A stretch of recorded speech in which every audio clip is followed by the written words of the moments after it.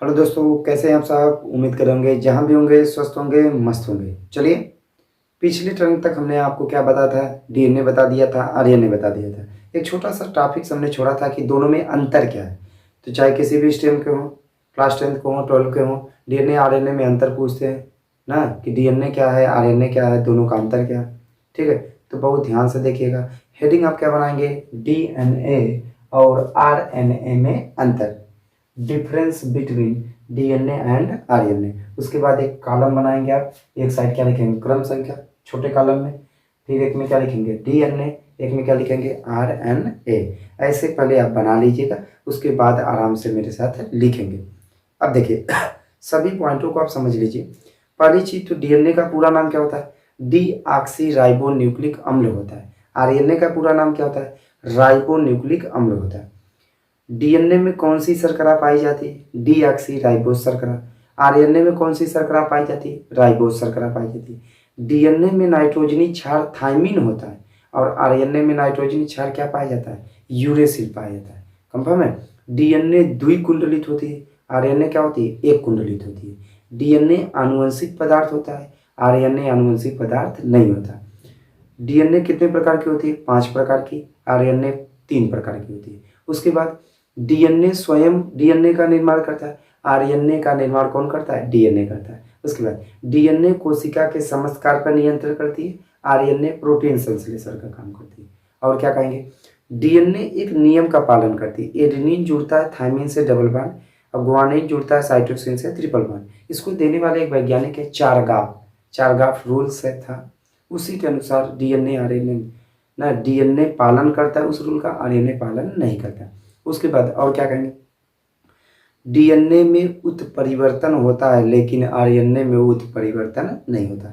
ऐसे ही आप 7-8 पॉइंट हैं, उसी को मेरे साथ क्या करेंगे? आप लिखेंगे। तो चलिए, पहला पॉइंट क्या लिखेंगे? पहला पॉइंट डीएनए का, तो क्या लिखेंगे? इसका पूरा नाम, इसका पूरा नाम, इसका पूरा नाम, पूरा नाम डीऑक्सी डीऑक्सी राइबो न्यूक्लिक अम्ल होता है। न्यूक्लिक अम्ल होता है, अम्ल होता है, अम्ल होता है, अम्ल होता है। ठीक है ना? इसका पूरा नाम डीऑक्सी राइबो न्यूक्लिक अम्ल होता है। आरएनए में क्या लिखेंगे? इसका पूरा नाम, बहुत आसान है, इसका पूरा नाम, पूरा नाम राइबो न्यूक्लिक अम्ल, राइबो न्यूक्लिक अम्ल होता है, न्यूक्लिक अम्ल होता है, अम्ल होता है। ठीक है, राइबो न्यूक्लिक अम्ल होता है। चलिए, दो एक पॉइंट हो गया। दूसरी पॉइंट ध्यान दीजिए, डीएनए कहाँ पाया जाता है, आरएनए कहाँ पाई जाती है? तो लिखेंगे डीएनए वाले में क्या लिखेंगे? यह कोशिका के केंद्रक, कोशिका के केंद्रक, यह कोशिका के केंद्रक में पाई जाएगी। केंद्रक कमा हरित लवक या लवक लिख दे रहे हैं, लवक। और माइटोकॉन्ड्रिया, और माइटोकॉन्ड्रिया, ये कहीं मिलेगा माइटोकॉन्ड्रिया, माइटोकॉन्ड्रिया में पाई जाती है, में उपस्थित होती या पाई जाती है, में पाई जाती है, पाई जाती है। कंफर्म है? माइटोकॉन्ड्रिया हरित लवक और क्या कहते हैं, कोशिका के केंद्र में पाई जाती है। आरएनए कहाँ पाया जाएगा? आरएनए क्या लिखेंगे? यह कोशिका के, यह कोशिका के, कोशिका के कोशिका द्रव्य में, कोशिका द्रव्य में, द्रव्य में पाई जाती, पाई जाती है, पाई जाती है। चलिए, 2 पॉइंट हुआ।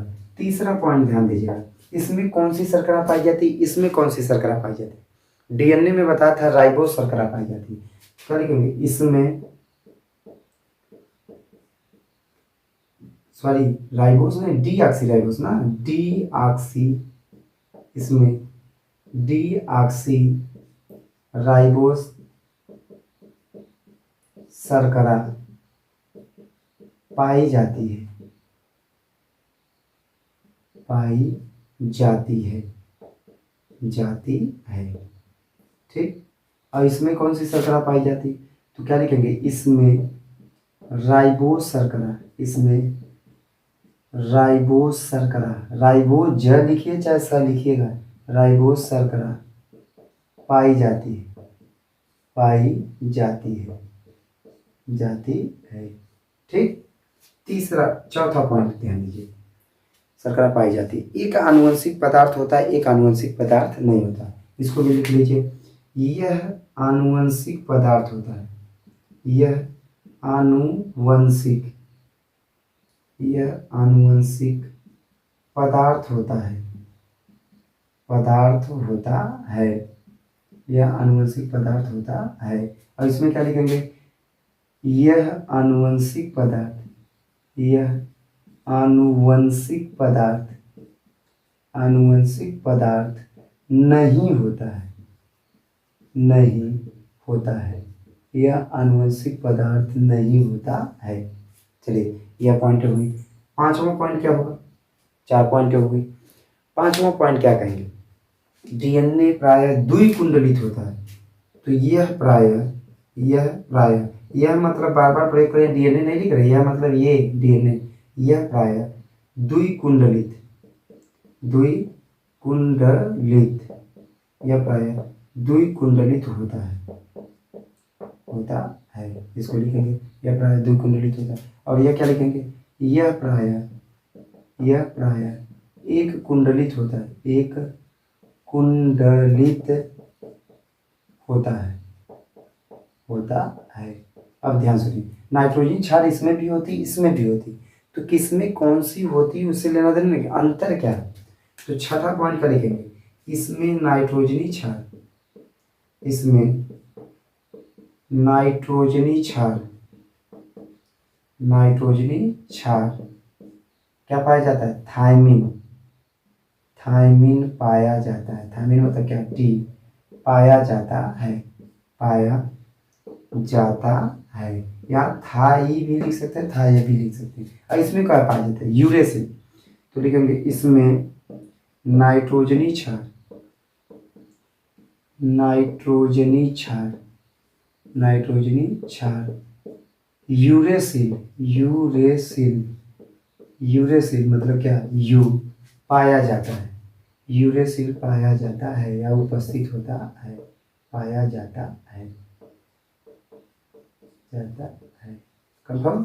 चलिए सातवां पॉइंट क्या लिखेंगे, डीएनए स्वयं डीएनए का निर्माण करता है। तो यह स्वयं का निर्माण करता है, यह स्वयं का, स्वयं मतलब खुद का, स्वयं का निर्माण करता है, निर्माण करता है, मतलब डीएनए स्वयं डीएनए का क्या करता है, निर्माण करता है। आरएनए क्या करेंगे, इसका निर्माण डीएनए करता है, इसका निर्माण, इसका निर्माण डीएनए करता है, डीएनए द्वारा होता है, द्वारा होता है, डीएनए द्वारा होता है। हो गया। काम क्या करती है, आठवां पॉइंट क्या लिख सकते हैं, काम क्या, यह कोशिका के समस्त कार्य पर नियंत्रण करती है। और यह क्या करती है, प्रोटीन संश्लेषण का। तो यह कोशिका के, यह कोशिका के, कोशिका के समस्त कार्यों पर, समस्त कार्यों पर नियंत्रण, नियंत्रण करने का कार्य करती है, या नियंत्रण करती है, करती है। और यह क्या करती है, यह प्रोटीन संश्लेषण, यह प्रोटीन संश्लेषण करने का कार्य करती है, संश्लेषण करने का कार्य करती है, प्रोटीन संश्लेषण करने का कार्य करती है, करने का कार्य करती है। चलिए 8 पॉइंट हो गया। 9वां पॉइंट फिर क्या कहेंगे, और डीएनए के विषय में क्या कहते हैं, हाँ, एक चारगाप के नियम का पालन करती है। तो इसमें क्या लिखेंगे, यह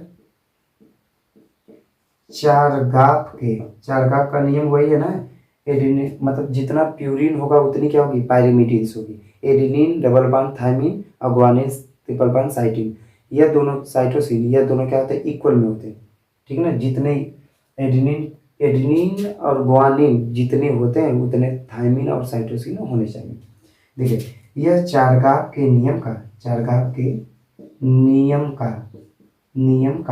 पालन करती है, ठीक है। और यह क्या लिखेंगे, यह चारगाव के नियम का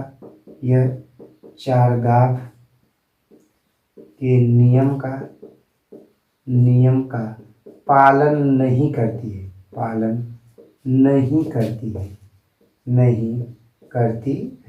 यह चारगाव के नियम का पालन नहीं करती है, ठीक। चलिए 10वां पॉइंट आप क्या लिखेंगे, एक पॉइंट और लिख लीजिए, दहाई में कम से कम पहुंचे। इसमें उत्परिवर्तन होता है जिससे जीवों के लक्षण क्या होते हैं, बदल जाते हैं। तो क्या लिखेंगे, इसमें उत्परिवर्तन होता है,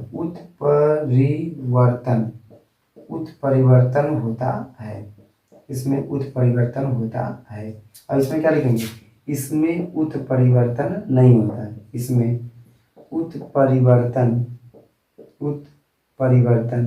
नहीं होता है, ठीक ना। इसके बाद इस लाइन को क्या करेंगे, आप बंद कर लीजिएगा, इसको ऐसे मिटा देंगे, नीचे वाले डिटेल्स को आप इतना लॉन्ग कॉलम नहीं बनाएंगे, ठीक है ना। तो ऐसे है डीएनए और किसमें अंतर, आरएनए में अंतर। इसको अच्छे से देख लीजिएगा, 10 में से कम 5-6 पॉइंटों को आप क्या करेंगे, याद कर लीजिएगा। और भी पॉइंट हैं डीएनए आरएनए में अंतर, क्लास 12 वाले हैं तो इसको अच्छे से रिपीट कर लीजिएगा, देख लीजिए। 10 पॉइंट आप मैक्सिमम लिखने का प्रयास करेंगे। हाई स्कूल वाले जो बच्चे होंगे वो क्या करेंगे, 6 पॉइंट 5 पॉइंट ऐसे याद कर लीजिएगा, नहीं कोशिश कीजिएगा पूरा याद कर लेंगे, ठीक है ना। तो डीएनए आरएनए में अंतर यही होता है, एक तो पूरा नाम हो गया, दूसरा क्या कहाँ पाई जाती है, तीसरा कौन सी शर्करा होती है, चौथा आनुवंशिक पदार्थ है कि नहीं है, दूसरा कुंडलित है कि नहीं है, एक कुंडलित है 2 कुंडलित, कौन सी क्षार पाई जाती है, काम क्या करती है ना, उसके बाद किसका निर्माण करती है, कौन चारगाव के नियम का पालन करती, कौन नहीं करती, किसमें उत्परिवर्तन होता है, किसमें नहीं होता, ठीक है। तो उम्मीद करूँगा कि आपको अच्छे से समझ में आएगा, इसको अच्छे से लिख लीजिएगा, बहुत ज़्यादा इंपॉर्टेंट होता है, ठीक है। तो हाई स्कूल वालों का एक चैप्टर फिनिश हो जाता है बायोलॉजी का, आनुवंशिकता का, जैव विकास आप में है नहीं, लैमार्क और डार्विनवाद वाला, तो इसको अच्छे से क्या करेंगे, आप पढ़ लीजिएगा, ठीक। एक चैप्टर से आपका बायोलॉजी खत्म हो गया, एक चैप्टर से केमिस्ट्री खत्म हो चुका है, दूसरी पार्ट केमिस्ट्री भी स्टार्ट है, उसके बाद क्या कहते हैं फिजिक्स उधर चल ही रहेगा, वो कंटिन्यू चलता रहेगा, ठीक है ना। तो फिर मिलेंगे एक नए चैप्टर्स को लेकर नए वीडियो में, तब तक के लिए धन्यवाद।